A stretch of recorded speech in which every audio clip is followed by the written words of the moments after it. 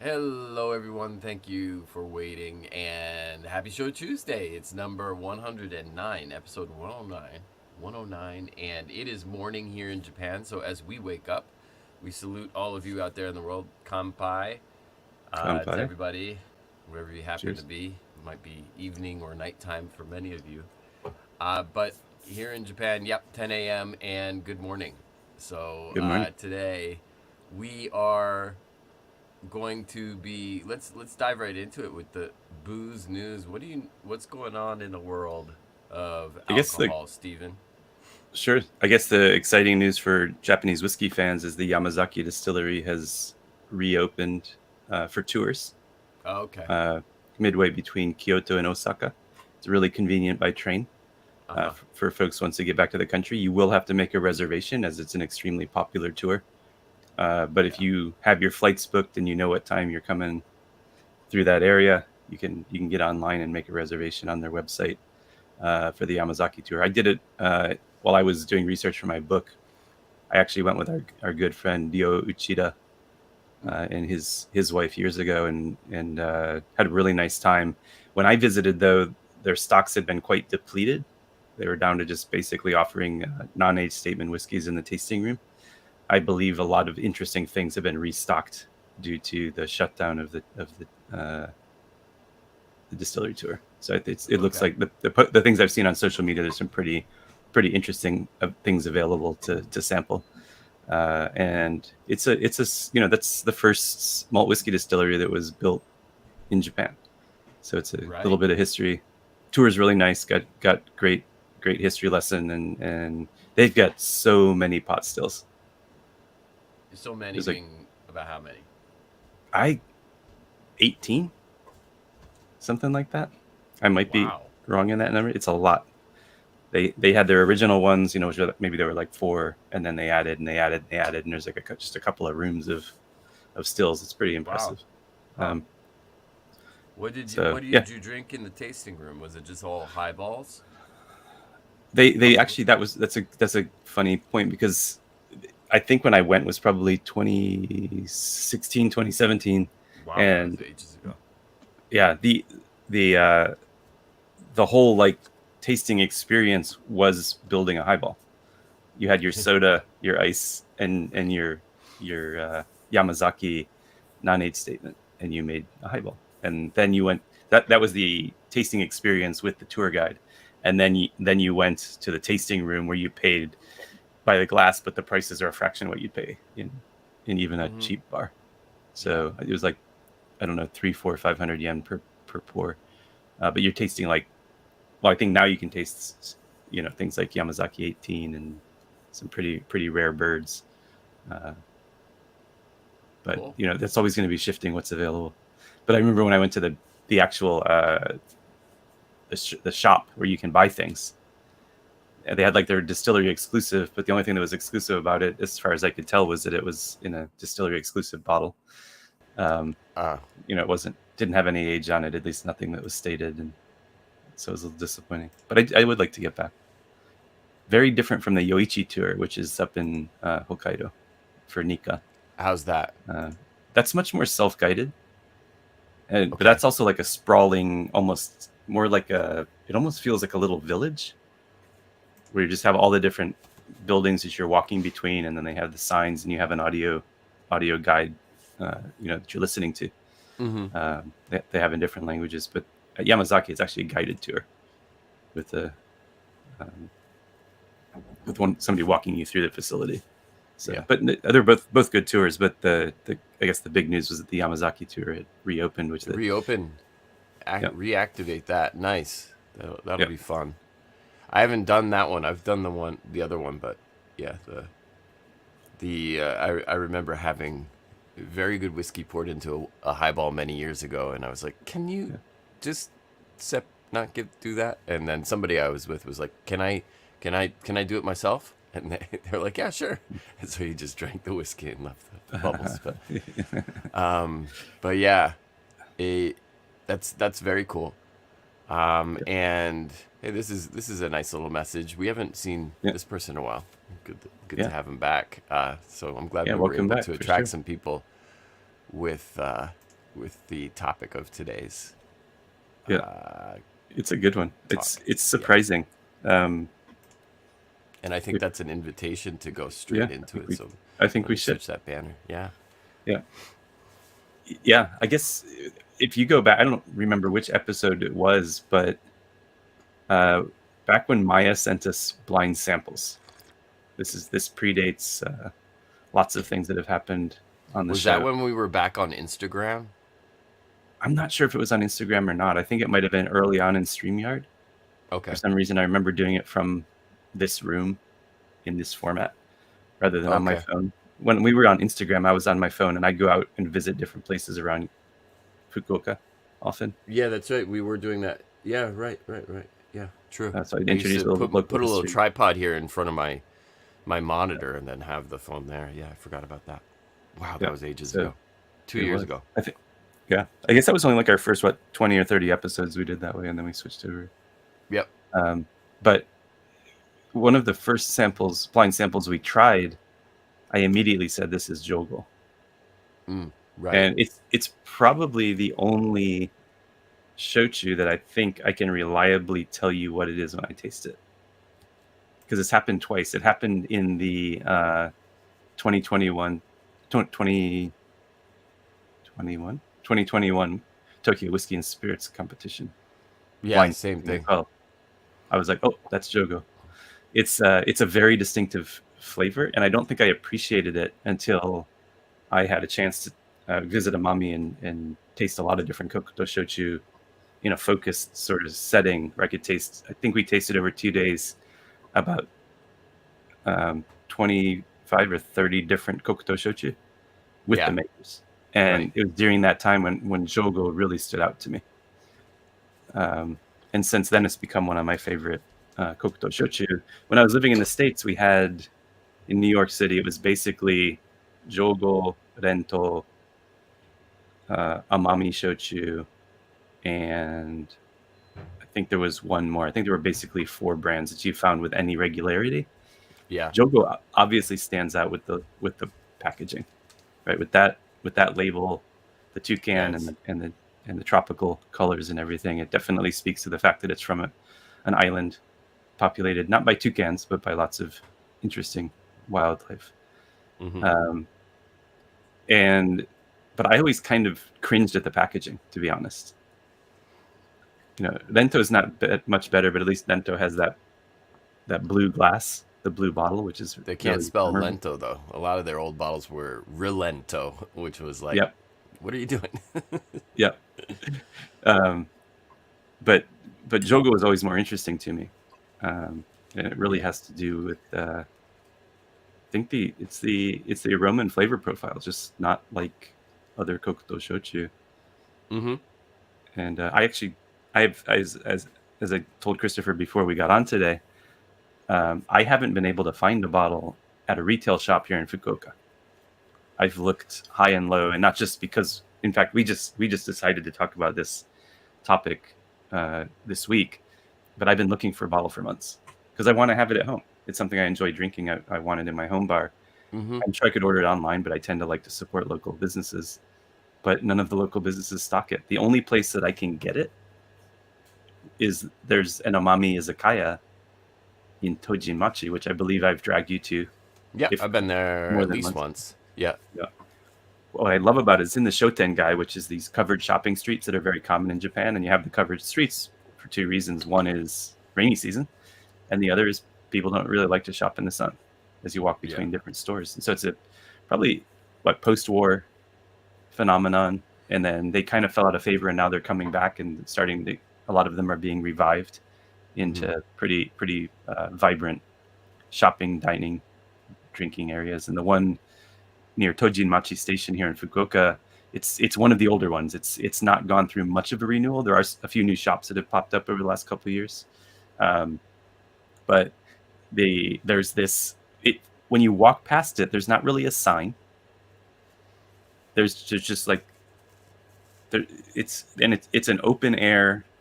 It feels like a community center because you walk by at like 2 p.m. on a Wednesday, and there'll be a bunch of old people in there having a drink. Hmm. Like all the elders of the neighborhood are in there just having or day drinking. And I was so intimidated to visit for the first time because I didn't really understand what it was. And then when I finally worked up the courage to go in and sit down and you know make myself a customer, I was just blown away. It's an Amami izakaya. The owner is from Amami. He does it as a one-man show. He cooks all the food, does all of the service.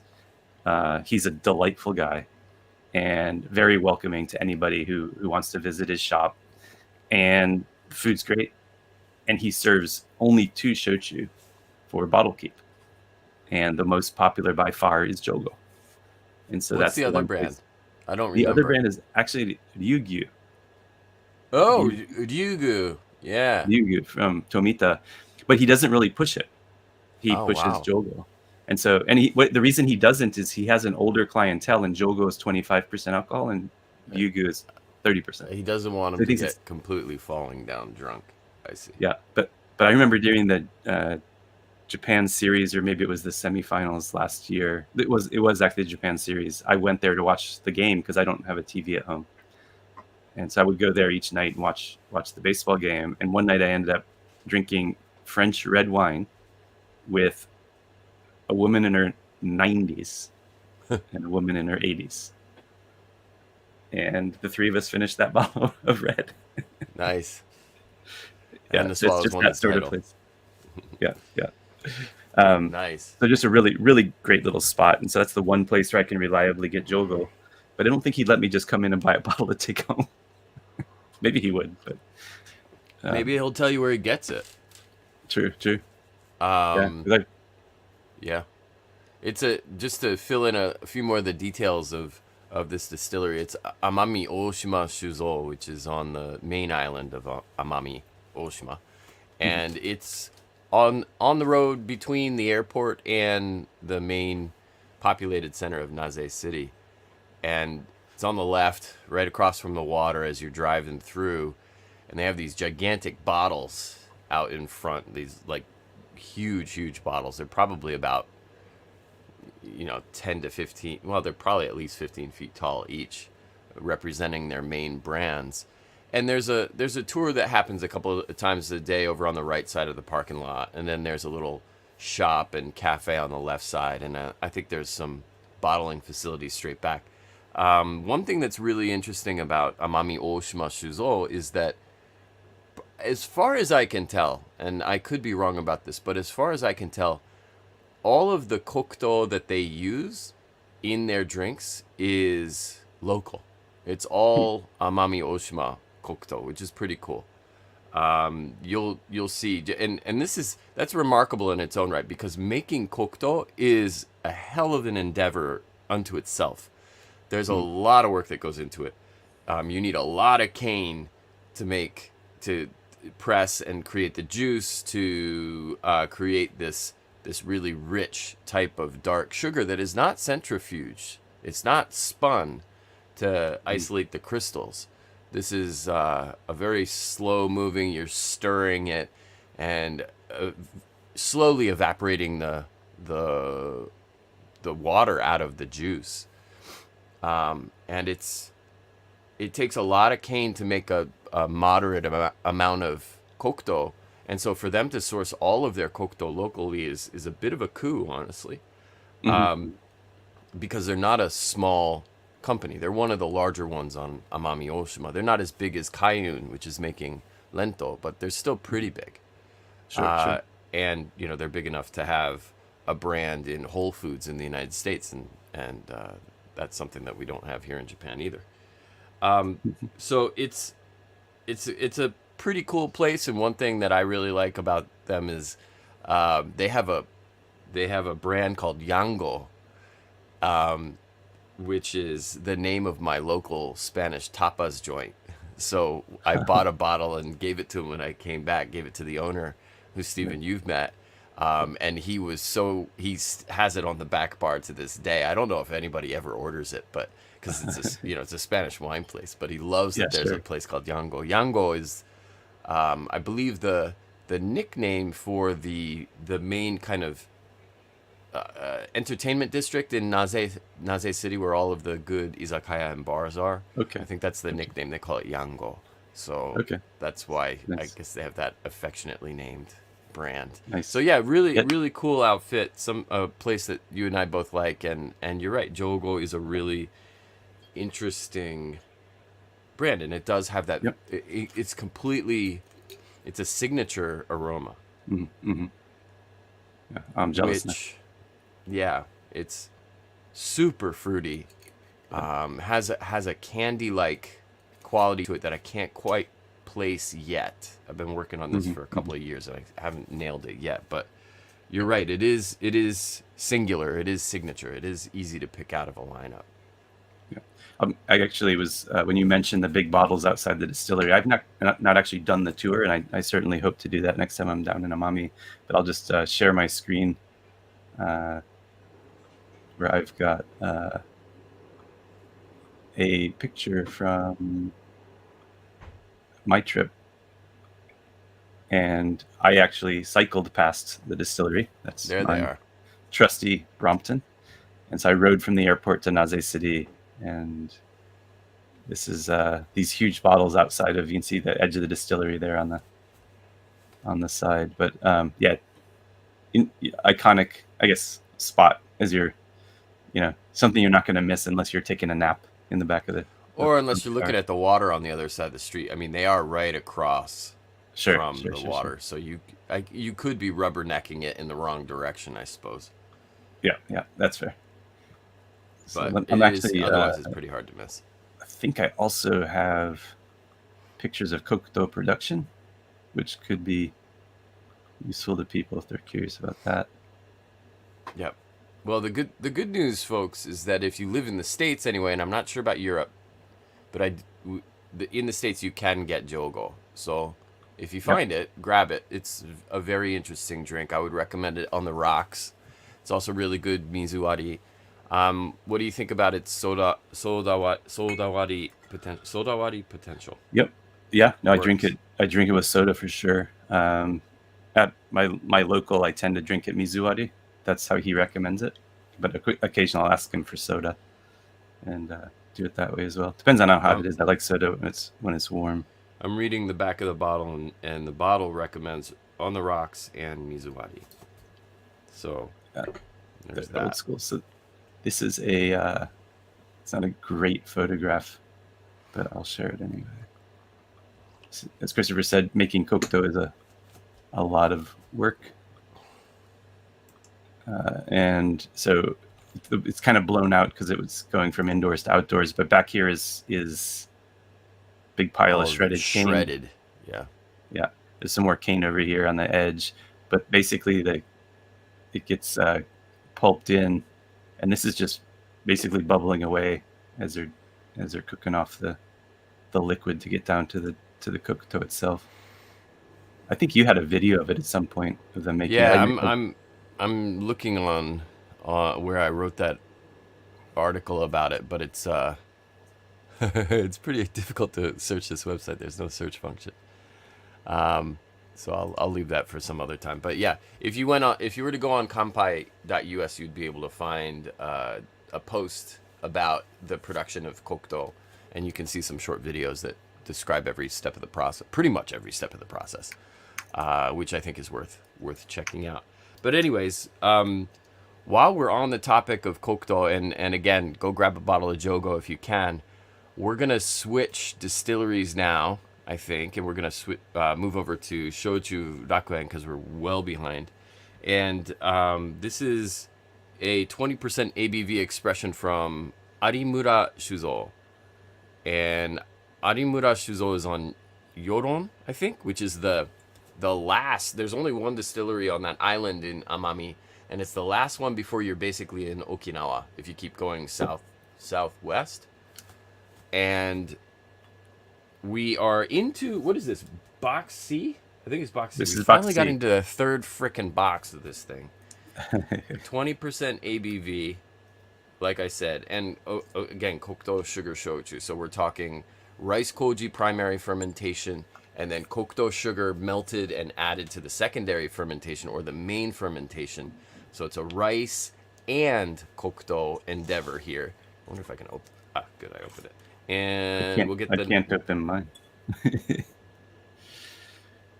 Ooh, this one's nicely fragrant too. Oh wow, Very fruity. Ooh, this one's gonna be interesting too. That's a 20% ABV. I did not expect that news. So, let's see. Now, in the trusty little, the little booklet that comes with this, it recommends pairing this with a kurozu kakuni. So that kurozu, let's not translate it literally. We'll call it like the biggest company does, amber vinegar. And it's, of course, a pork dish. This one's made by, or suggested, I'm not sure if it's suggested, I guess it is made by the good people at Ginza Gochisoya, which is a great shochu izakaya. And Arimura. Yeah, this one is the, I guess this is the Genshu? Is this the Genshu? What does it say? It's not a Genshu, obviously, it's 20%, but it's, what is this one? They're calling this the Shima Yusen Kuro Koji Shikomi. Black Koji. That's interesting. Interesting. So, and at only 20%. The nose is vociferous, and it's got a lot of sweetness and a lot of fruitiness.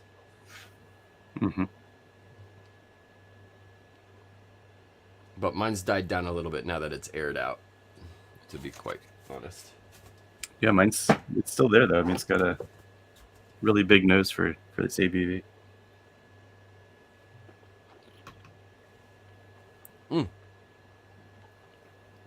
Quite thin, given its 20% ABV, but super rich.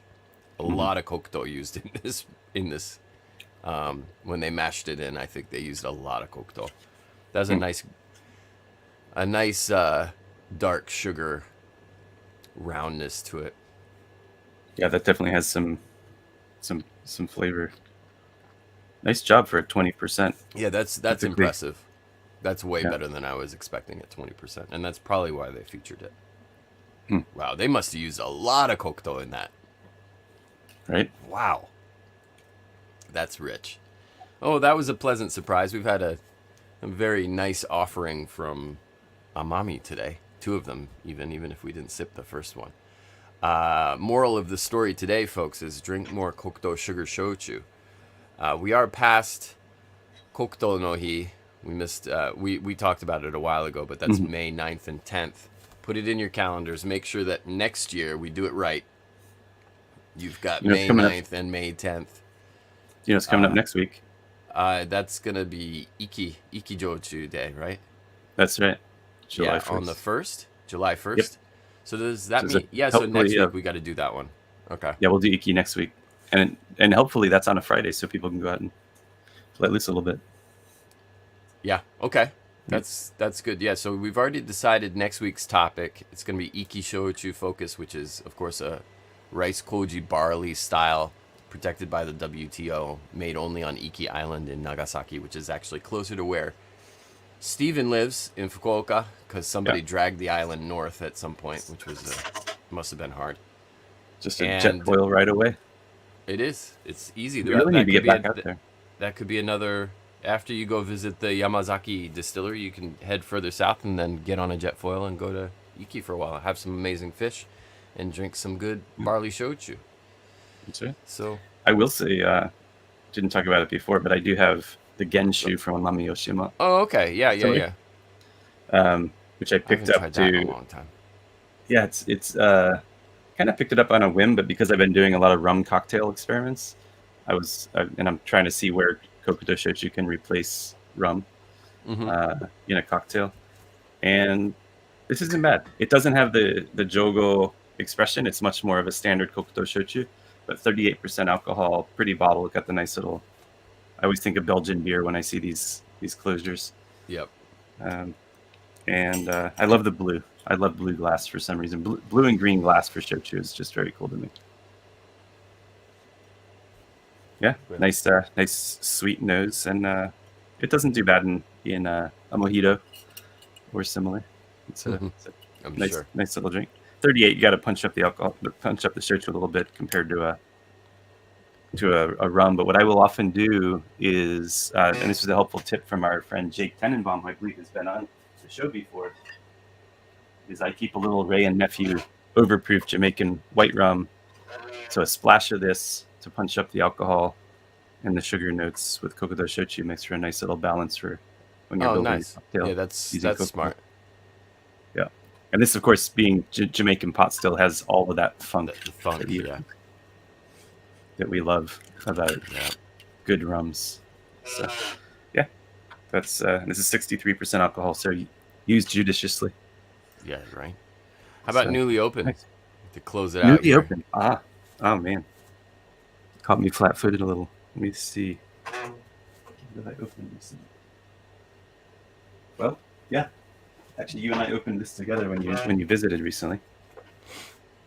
This is Chiron Tiju. So we're not staying in Amami. I don't have any recently opened Amami Shochu, but I actually picked this up in Kagoshima when I was with Maya visiting the famous liquor store in Tenmonkan. Kosedo, or the other one, the newer one. Yeah, Kosedo. Okay.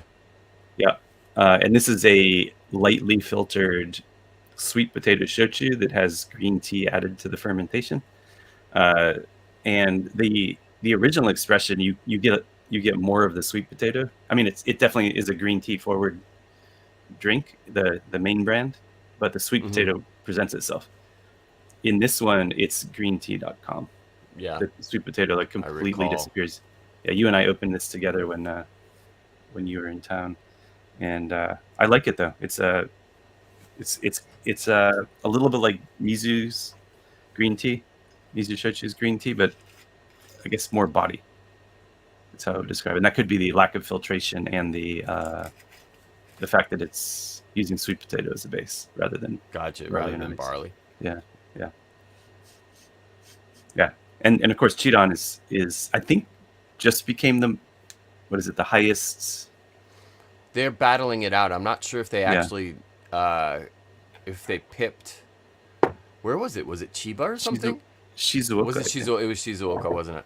In terms of prefecture by prefecture, who produces the most tea in a calendar year? I think where Kagoshima is now leading is in terms of value. That's right. The commercial value of the tea. I think their tea is more expensive. So, but I think in terms of volume, I'm not sure if they actually. Last we heard, they were waiting to get the final numbers, and they were kind of excited. They're like, we think we might win. These are the bragging rights. Interesting tour when we visited, because it wasn't just a tour of the distillery. It was also, let's go up on this hillside overlooking all the tea farms, and just as far as you can see, there's just tea trees, tea bushes, tea plants. They look like shrubbery. Yeah, they're very carefully manicured shrubs. Yeah, they are very carefully managed rows. Yeah, when you get the angle right. Yeah. Up on that hillside, you've got the volcano behind it, so it's a nice. It's a beautiful part of the prefecture, no doubt. I'm gonna for my recently opened. I'm gonna go back to. I'm just gonna shout out Nangkai, who I know was just in Amami, the husband-wife duo behind this brand that is imported into the States. This is a 24% ABV Kokuto sugar shochu made by Machida, which is another pretty large distillery, also on the road between the airport and Naze. So they are. And this one has some of that bright tropicality to it, and it's very good in a highball. This is I'm not going to say widely available, but especially on the West Coast, you should be able to get your hands on it, and if you can, do it. It's worth every penny. Yeah, that's enjoyable for sure. Yep. Nice, mostly Kokuto, splash of green tea shochu. So. Yeah, and cool. So nice, brief one. We reached our goal, 30 minutes. Nice, good work, everybody. And Oh wait, hold on. Maya comes through Yeah. with the stats. Chiron is in Minami Kyushu, which is the highest. Okay. Nice. Gold medal. Good work. Yeah. If you have a chance to go down there, you can park the car pretty much anywhere and just see tea trees for miles. And get out of the car and take some photos. It's a very, very unique landscape. I like it. Yeah, pretty part of the country, no doubt. Yeah. So I guess just as a programming note, we are going to try to keep these to about 30 minutes to value your time and ours going forward, because sometimes we run a little bit long. We got a lot to say, but hope you enjoyed. And we will have a new episode. We did have a new episode come out. When did it drop? Last week. End of last week was an interview with Elliot Faber of Sunday Spirits in Hong Kong. We had recorded that a while, but it took us some time to get the edit all fixed up, and of course we had our art project detour, but that's out in the feed now, and I think our next episode should be next week on Koji. We dive deep on Koji, so if you're curious about that, it'll be coming up very soon. Yeah, that's a good it tag teams really well with episode 27, so you might want to go back and listen to 27 again, or listen to it for the first time, the Koji versus malt episode, because I think they work really well side by side. That's right. Awesome. Yep. Okay, well, Great. we'll be back next week. Next week we will be preempting Iki Jougo-day, so make sure that you have some Iki or barley shochu at least. Iki barley shochu is best, and we'll be talking all about that and celebrating. Next week, that's the 29th here in Japan, evening of the 28th over in North America, South America. And until then, everybody out there all around the world, a very hearty and heartfelt kanpai. Kanpai. Thank you.